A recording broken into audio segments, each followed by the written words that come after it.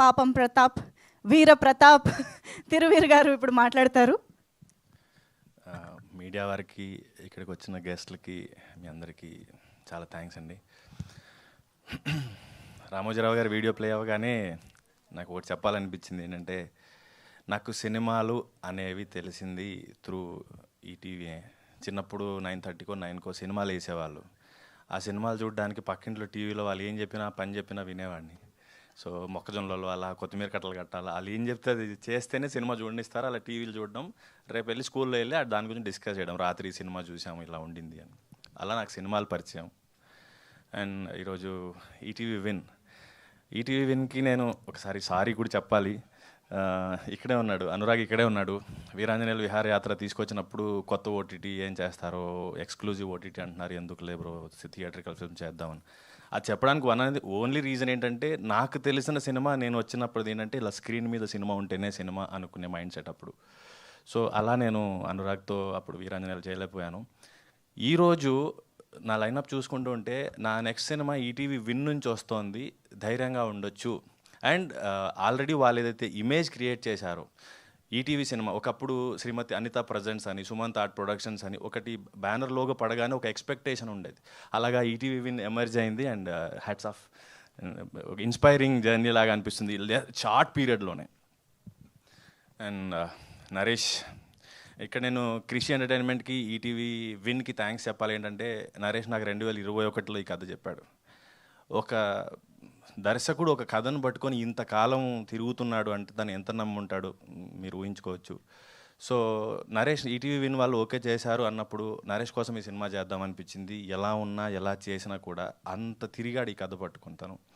So Rakesh గారికి, రుద్రదేవ్ గారికి and ETV win గారికి థ్యాంక్ యూ. ఇంకా పాపం ప్రతాప్ విషయానికి వస్తే, ఫస్ట్ టైం సటిల్ యాక్టింగ్ నుంచి కొంత నరేష్ నన్ను ఛాలెంజ్ చేయించడం మొదలుపెట్టాడు వర్క్షాప్ నుంచి. నాకు నువ్వు పాత సినిమాలలో కనబడకూడదు, కొంచెం రా కమర్షియల్ స్పేస్కి రా, కొంచెం మారుద్దాం యాక్టింగ్ అని. సో కొంచెం నరేష్ ఏం చెప్పాడో అది వినుకుంటూ కొంచెం కష్టపడి చేశాను. అఫ్కోర్స్ అవుట్పుట్ చూసాక చాలా నచ్చింది నాకు. అండ్ ఇంకొక విషయం ఏంటంటే, మీరు ఆన్ స్క్రీన్ ప్రతాప్ని, బుజ్జమ్మని చూడబోతున్నారు. ఆఫ్ స్క్రీన్ తిరువీర్ అండ్ ఆడియన్స్ని నేను చూద్దాం అనుకుంటున్నాను. ప్రతాప్కి, తిరువీర్కి కామన్ పాయింట్ ఏంటంటే, బుజ్జమ్మ ఎలా అయితే చిన్నప్పటి నుంచి ఇష్టపడి 3 రోజుల్లో ఎలా అయితే వెళ్ళిపోతుందో, ఆడియన్స్ సినిమాలు బాగున్నాయి అంటారు ఓటీటీలో చూస్తూ ఉండే. సో ఈసారి అది బ్రేక్ అవ్వాలని కోరుకుంటున్నాను. నా సినిమాలు థియేటర్లో కూడా డబ్బులు చేస్తాయి, తిరువీర్ సినిమాలు థియేటర్లో కలెక్షన్స్ వస్తాయనేలాగా ఇది ప్రూవ్ చేస్తుంది అనుకుంటున్నాను. సో ఈసారి సినిమా రిలీజ్ అయ్యాక వచ్చే అప్రిసియేషన్ ఓటీటీ నుంచి కాకుండా థియేటరికల్గా నంబర్స్తో పాటు అప్రిసియేషన్ వస్తుందని నేను చాలా కాన్ఫిడెంట్గా ఉన్నాను పాపం ప్రతాప్ గురించి. అండ్ రాధాకృష్ణన్ సార్, కోటిలో 100 రూపాయలకి రేడియో కొనుక్కొచ్చుకొని ఆనంద్ పాటలు ఎప్పుడు వస్తాయని ఎదురు చూసేవాడిని. అండ్ థ్యాంక్ యూ, మంచి సాంగ్స్ ఇచ్చారు. అండ్ మా డిపార్ట్మెంట్ మొత్తానికి, డైరెక్షన్ డిపార్ట్మెంట్, ఆర్ట్ అందరికీ కూడా థ్యాంక్ యూ సో మచ్, బాగా కోఆపరేట్ చేశారు. April 17th మీకు యాక్చువల్గా మీరు చూసిన టీజర్ ఏదైతే ఉందో, ఇందులో more than Pratap and Bujjamma, నేను ఎంజాయ్ చేసింది ప్రతాప్ అండ్ వాళ్ళ నాన్న. ఈ సినిమా చేస్తున్నప్పుడు చాలాసార్లు మా నాన్న గుర్తొచ్చాడు నాకు. మా నాన్న ఉంటే ఇలాగే సపోర్ట్ చేసేవాడేమో, ఇలాగే గద్దించేవాడేమో అని. మీరు ఎంత నవ్వుతారో అంత ఏడుస్తారు.